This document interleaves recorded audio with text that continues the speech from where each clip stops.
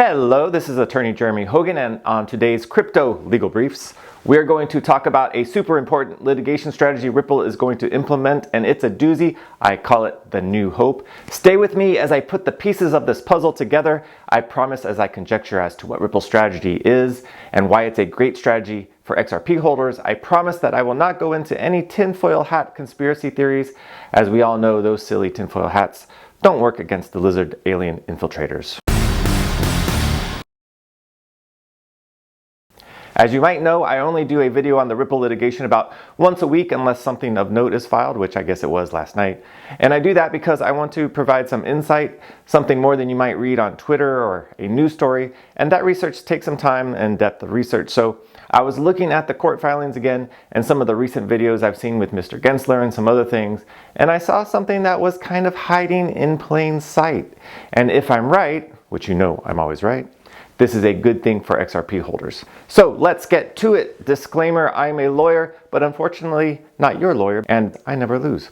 Kind of like this lawyer who also never loses, and bonus points if you can name the movie in the comments. Great movie and accurate because most lawyers are spawns of demon. So let's begin with what the SEC regulates so you can understand what is going to happen. The SEC has jurisdiction over the trading of securities within the United States, and trading entails only the buying and selling of securities, not the possession. So because a security only comes under the SEC umbrella when it's sold, it's important to recognize that at each sale, the designation as to whether something is a security or not can change. Remember, for something to be a security, you must buy something with the expectation that the person or company you buy it from will do something to increase the value. So for example, when you buy a stock from Apple, you expect that Apple will make new products.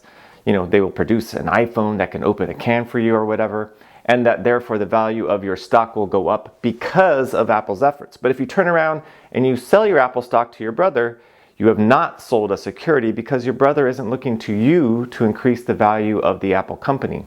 Your brother knows what you were like as a teenager. He'd never trust you like that.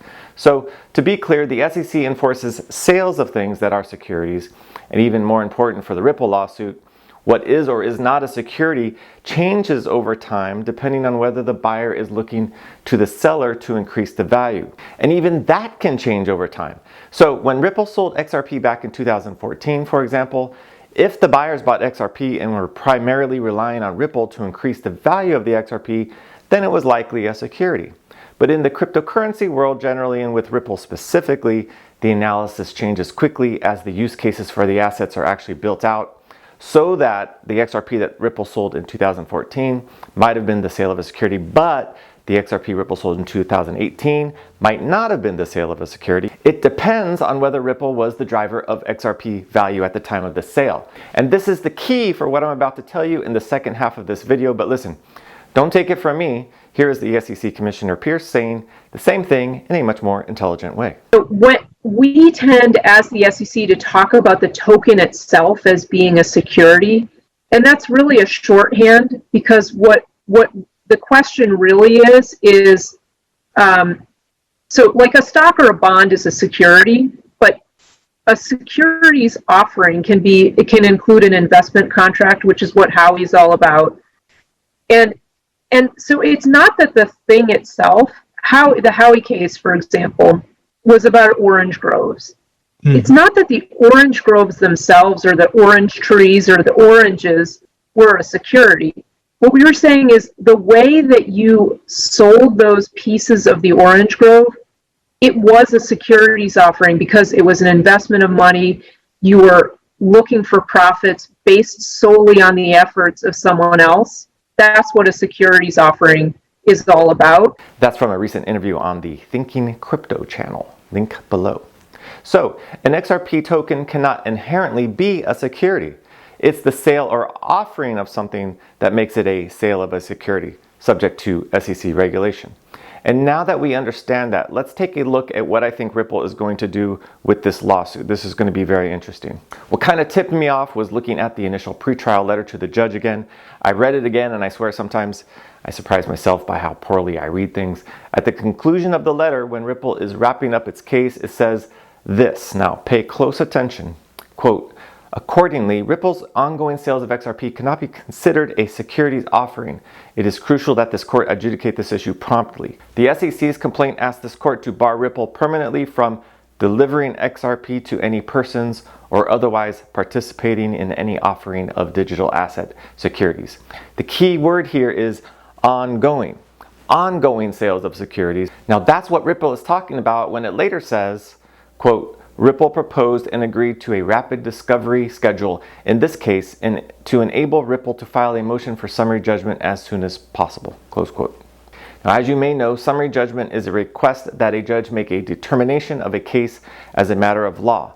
A request for summary judgment has to be addressed to an identifiable part of the complaint or affirmative defense. And look at something else that I missed the first time around. Ripple's affirmative defense number 3.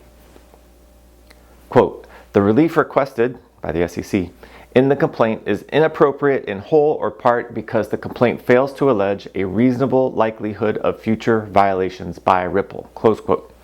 Future violations, future sales. So there it is. Ripple is addressing current and future sales of its escrowed XRP when it is asking for a fast determination by the judge, and then added in affirmative defense number 3 talking about any future sales because Ripple is going to move for summary judgment first as to its current and future XRP sales only and not the past sales, and they want to do it quickly. But wait, can they do that? Can they only move for summary judgment on their one affirmative defense, you might be asking? And for an answer to that, we turn to the Federal Rules of Civil Procedure. Quote, a party may move for summary judgment identifying each claim or defense, or the part of each claim or defense on which summary judgment is sought, close quote. And when can they file it? Quote, a party may file a motion for summary judgment at any time until 30 days after the close of all discovery, close quote, which for the Ripple case means they can file it anytime they want from now up until sometime in September after discovery is closed. I mean, they could file it tomorrow if they want. So my spidey sense is tingling, and it won't happen for a while still, but Ripple is going to file for partial summary judgment as to the current and future offerings of XRP. And why is that so important for you? Because the strength of Ripple's case is exponentially greater in summer 2021 than it was back in, say, 2014 or 2015. And by moving for partial summary judgment on its third affirmative defense and winning, you all get the clarity you're looking for moving forward. Boom. And the rest of the case, well, it gets determined at some point later afterwards, but that part of the case is about money, about disgorgement of profits from the sales. But the main event, whether Ripple can continue its business, is determined with finality. And I don't have time in this video, and I'll leave it to others like attorney John Deaton to make argument about Ripple's current use cases, the current uses of XRP, how decentralized it all is now. But recently attorney Deaton asked for how you are using XRP yourself. He asked about it on Twitter, and look at the responses. So as you can see, there's some things people are doing with XRP right now, even as we speak, that I don't even understand what they're doing with it, but it's completely separate than what Ripple is doing with XRP. Now, how long would this list have been back in 2014? And if you still don't believe that 8 years is a game changer in the SEC crypto regulatory world, let's listen to the new SEC commissioner explain how big a deal 4 years is with Ethereum, much less 8 years. I think Ether, when it was done in 2014, would pass this test. When I say pass, it means it's a security. Now, subsequently, the SEC has said by 2018 it's decentralized enough, and they've sort of said, we'll let it go the other way. So, as you can see, designations definitely change, and in the crypto world, it is a change towards non-security status. Now, listen, I mean, the SEC attorneys are not dumb. They are going to know that arguing about Ripple's escrowed future sales is the area where they are weakest. So the SEC's position is going to be that all of Ripple sales, even the sales from escrow, should be treated as one big sales offering that somehow extended from 2013 to 2021. That's the argument they're going to have to make. And in making that argument, the SEC will break out the Kik Interactive case judgment and hand it to the judge for its position, because Kik did have two separate sales which were treated as one joint offering. Kik tried to argue that it made two separate sales, but it lost. Why did they lose? Well, let's take a quick look at the judgment. Quote, the sales also took place at about the same time. The pre-sale ended the day before the TDE sale began. So Kik was found to have made one single offering, in part because the second offering took place the day after the first. So with the Ripple case, the SEC is going to have to argue that Ripple's extensive and numerous sales and sales from escrow over an 8-year period were all somehow one big never-ending sale. Good luck with that argument. I don't envy the SEC attorney that has to argue that one. And finally, who does Ripple have to thank for being able to get in on partial summary judgment with these nicely laid out facts? None other than former SEC Chair Jay Clayton. If he had filed this lawsuit back in 2018, Ripple would have been in a much more difficult spot than they are in currently. So maybe we should all take it easy on the guy. If you like, I will be collecting XRP to buy Mr. Clayton some flowers. Or maybe I'll send him some Bitcoin. So in any case, thanks for watching, and remember, life is funny. Sometimes the person you think has hurt you the most really has only made you stronger.